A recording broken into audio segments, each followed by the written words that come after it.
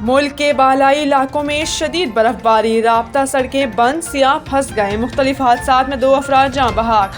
بلوچستان کے شمال بالائی علاقوں میں برفانی طوفان کا سلسلہ جاری، زیارت جانے والے سیاحوں کی درجنوں گاڑیاں کوئٹہ زیارت شاہراہ پر پھنس گئیں۔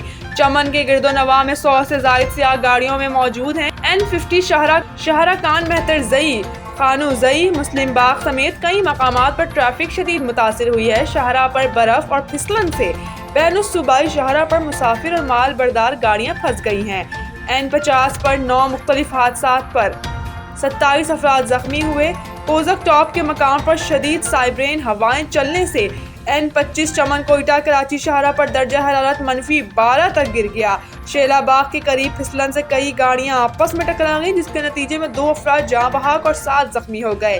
کوئٹہ میں بھی موسم سرما کی پہلی برف باری ہوئی۔ دوسری جانب مانسہرہ، بالائی گلیات، شانگلہ، لوور دیر، مہمند، کالام اور کزئی، چترال، خیبر سمیت خیبر پختونخوا کے بالائی علاقوں میں بھی شدید برف باری ہوئی۔